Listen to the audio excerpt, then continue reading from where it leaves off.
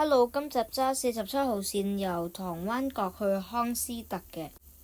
如果大家有咩音樂可以提出，可以建議我，咁我今次用4月物語啦。其實我有諗過拍下即係其他嗰啲另類型嘅片，但係我諗唔到啲題材咯。就等明天，明天再見。明天這麼遠，這樣令人想掛念。月色旁邊留一線，日後會寫上我們的詩，如可以。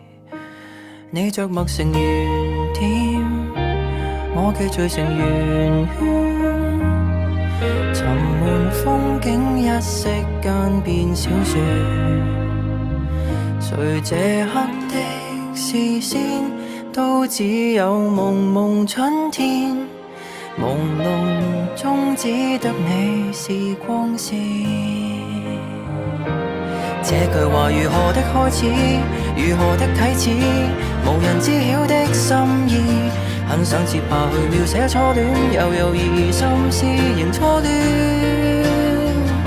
上次我們如在櫻花都散落時，又會否剛好的中意，待你寫上我們的詩，如可以。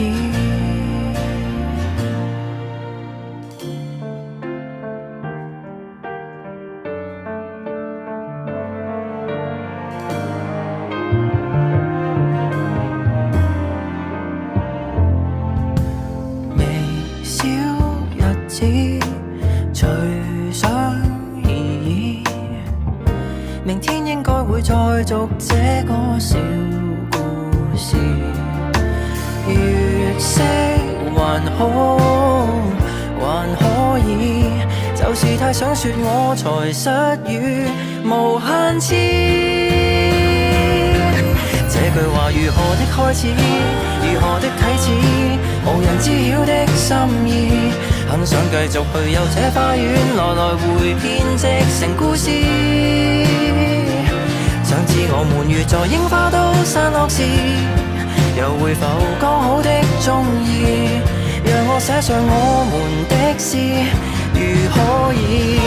但是你不寫我的小故事，留下我不寫你的詩，以後遺憾沒有戀愛一次。匆匆4月如何的開始，如何的終止，從來無牽手的章節，翻開了無數情節，到最後都沒有那些事。願我記得，而同時淡忘了舊故事，誰曾能伏線？時和地空等一個條件，是最青春的某人。